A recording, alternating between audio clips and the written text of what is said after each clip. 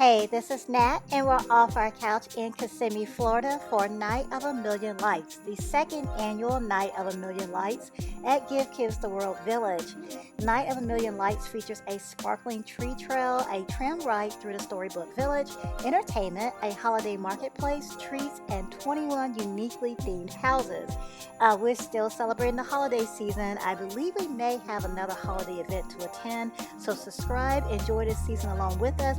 We'll be sure to keep it fun and merry. Before we get too far into the lights and holiday cheer, let's back up a bit and talk about how we got here. There is no charge for parking, and ADA parking is on site at the village. General parking is a few blocks away at Pioneer Village. You do receive parking information by email after purchasing your tickets. The information is also on the website, and after parking in the lot, your ticket will be scanned to board the complimentary shuttle bus to Give Kids the World Village. We needed the app Eventbrite in order to have our tickets scanned, unless we printed them and had the physical tickets, and I hope this is just an isolated incident. I'm not sure though, and since I wasn't the only one wearing sandals in the parking area, I have to tell you, I was brutally and viciously attacked by fire ants. And even though my daughter is wearing closed-toe shoes, she's wearing leggings, so when the leggings inch up and flesh is exposed, those ants attacked. Obviously, our side of the car is home to a lot of ant mounds, so watch out so your night gets off to a good, pain-free start. Okay, on to the good stuff. So when you enter Night of a Million Lights, will be based on the ticket you purchase. The tickets are slotted for a 2-hour time frame. We selected tickets from 5 to 7. Other options are 6 to 8 p.m., 7 to 9 p.m., or 8 to 10 p.m. They do ask guests to limit their time to the 2-hour time frame. During our visit, no one seemed to be checking the times. And to be honest, it's a lot to see and do in 2 hours, which will be evident as we continue through the evening. And I have to say, tickets sell fast too. This is not a last minute, how about we check out those lights tonight sort of thing, which I learned the hard way after our first 2 days were gone, the next day that I went to go order the tickets. So right now we're walking through part of the village that is just so beautifully decorated with lights. There is a portion of the village that's only accessible by tram, and we'll be doing that a little later on.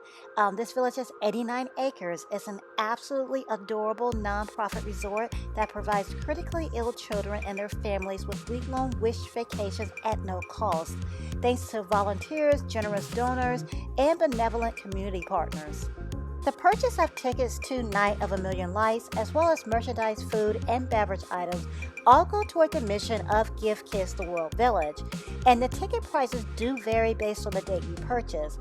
Standard night tickets are least expensive, then there's peak night tickets and holiday night tickets, which are the most expensive. We're in the area where the dancing light show happens, and we've been walking through it already, but we'll get a better look at it as it gets darker. And I'm stopping to show some food options and prices. There are dinner options and snacks. We passed pretzels and popcorn earlier, and behind here is one of the options for shopping during the event. We're in Santa's Attic, where you can pick up toys, event apparel, and other items. And speaking of Santa, he's here. There is a line to meet Santa, but there is paper and pencil, so you can write your letter or Christmas list for Santa. Don't want to be in front of Santa unprepared. We've been waiting in line for about 10 minutes now. The line doesn't seem to be moving much. We've taken pictures in front of the Sandy Snowman, the surfboards, and we're afraid of running out of time, so we're going to hop out of line. Around this bend are the themed houses. Each is decorated by a partner. There are 21 of these themed houses, so we'll highlight some along the way as we walk through this section of the village. The first house is Walt Disney World Resort, and I read on the website they are a founding partner of Give Kids the World. When children with critical illnesses make a wish to visit Walt Disney World, Disney answers the call by providing Walt Disney World passes and several other helpful benefits during their stay. Disney, of course, is celebrating their 50th anniversary right now. It's a big one, the golden anniversary. Surprisingly, we haven't been yet for their 50th anniversary celebration. Tell us if you've been in the comments. Have you celebrated or plan to celebrate with Mickey, Minnie, and the gang? Right across the street is Hasbro, the play and entertainment company, with approximately 1,500 different brands, like My Little Pony, being represented by Rainbow Dash, Transformers like Optimus Prime, leader of the Autobots, Mr. Potato Head, and Peppa Pig. Hasbro donates more than 18,000 toys and games to Give Kids the World Village each year, in addition to providing other financial support. Pretty amazing, and a really cute house too. Here is Margaritaville and the holiday spirit. This house is awesome. Check out the flip-flop wearing a Santa hat and the car with the margarita glass on the top. Just a couple of the cool things going on at this house. There's cornhole available to play in the driveway and a photo contest. Share your picture for a chance to win a stay at Margaritaville Resort Orlando. Ooh, that would be nice. I want it to look exactly like this. This house is so popular. There's the game and then so many wonderful photo opportunities. So now we're passing by SeaWorld Orlando. Icebreakers, SeaWorld's first launch coaster, is set to open in February 2022, next year. Enterprise Rent-A-Car is represented here, and so is Universal Orlando Resort, a corporate partner that also provides free tickets to children with critical illnesses and their families, along with many other levels of support. As you can imagine, this house is really, really popular. The Minions can brighten up any holiday, any day for that matter. The Stellar's Tree Trail is right here, and we're going to come back to that in a bit. But on to the next house for now, Legoland Florida, advertising Legoland Florida Holidays events, which we just attended opening weekend. That video link is in the description box, and it's still happening though this weekend, the following weekend, the 18th and the 19th, and then from December 24th through the 31st. Lots of fun. If you get a chance to check out the holidays event, we highly recommend it. We had a great time. Beside Legoland Florida is Travel and Leisure and Ripley's Believe It or Not, hosting an ugly Christmas sweater party. What a marvelous idea. I love this. And we know a lot of these people from our trip to the original, the very first Ripley's Believe It or Not in St. Augustine, Florida, which is the oldest city in America also. If you're not acquainted with these unique characters, the link to our video of our trip to Ripley's Believe It or Not in St. Augustine, Florida is in the description box. And we met so many of these amazing people. JT Sailor is here, famous for gurney, which is being able to swallow your nose. There's the eyeball popper, no explanation really needed. There are barcodes on their name tag where you can scan to learn more about each Ripley character, like the Lizard Man. I know that he's from Austin, Texas, and on a mission to transform himself into a reptile. The Snake Eater has traded in the snake for Christmas lights, definitely more appropriate for the season. The tallest man in the world, Robert Wadlow, is at the party, and it actually says world's tallest elf. That's hilarious. Blueface Man is here, and there's a photo opportunity of the half-ton man, Robert Earl Hughes. The same photo opportunity we had at Ripley's Believe It or Not in St. Augustine, except instead of overalls, the photo op is wearing a Santa suit. There's other photo opportunities too. Such a cool house, lots and lots of personality. We're forcing ourselves now to leave the Ripley's Ugly Sweater Party and head to the next house, iTech Entertainment. So many lights, it's beautiful, and we love the entertainment in the windows, and it's not crowded at this house, so we can easily spend some time watching the scenes, and there's sound effects that correlate with the scenes, so it's interesting to watch also. I said I was only going to highlight some of the houses, and I feel like I've been doing a play-by-play on almost all of these houses, but they're so cool, and there's so many highlights. We are by the Tram now, so we're going to go ahead and do Mayor Clayton's Village Tram Tour. So the Tram takes you on a tour through a different part of the village. The village is 89 acres, as I said before, so it's huge. And in addition to the villas, there are lots more activities, such as 7-hole miniature golf, wheelchair accessible rides, and an interactive water garden, just to name a few.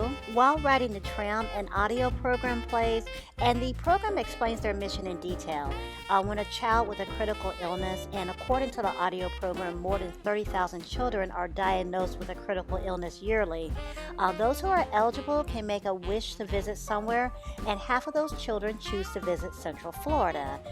Give Kids the World provides accommodations, theme park tickets, transportation, transportation, meals, and other amenities, all at no cost. And this is all made possible by donors, community partners, and many, many volunteers. We spoke to a volunteer who told us that some people even come from Texas to volunteer here at the village. So volunteers are welcome, donations are welcome as well, and the website with further information about volunteering and donating will be in the description box. Once we leave the tram, I'm surprised to see there's entertainment, a handbell choir playing Christmas classics, and thankfully there's a heater because it's in the 50s tonight. And we still have the Stellar's Tree Trail to see, so we're warming up a little and joining in with the handbell choir and singing Christmas carols. Okay, braving the cooler weather and checking out the Stellar's Tree Trail now. This is beautiful, just stunning, and the trees are themed. I was so immersed in the rows of sparkling trees that I didn't notice the theming until I heard people talking about the theming.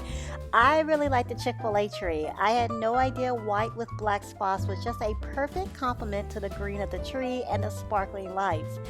And with that, we're preparing to end our time here at Night of a Million Lights. My kids who are used to Florida sunshine have bravely endured this weather, mostly due to the hot cocoa we purchased. We're normally in the house during this time of the year when the sun goes down, the temperatures start dropping. So 50 degrees is a new experience for them.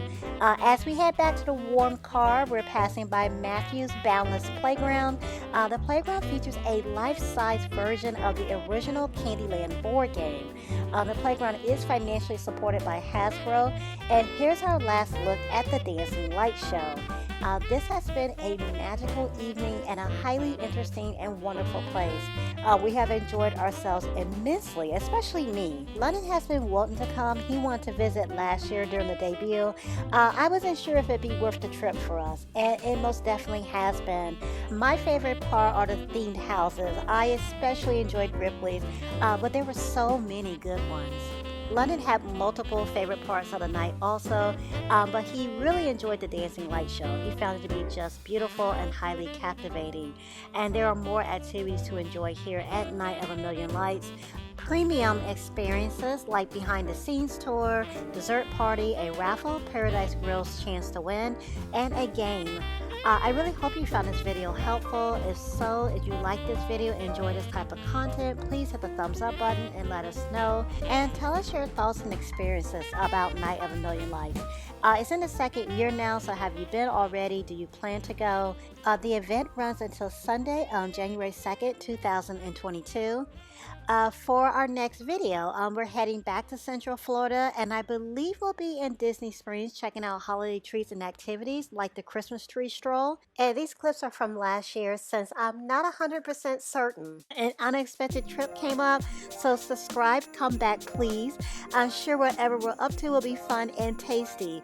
To all of our subscribers, thanks so much for subscribing. Thank you for getting off the couch with us again. Thanks for liking and commenting. We appreciate all of the support. Until next week, click on the video to see another one of our experiences. Thanks for watching.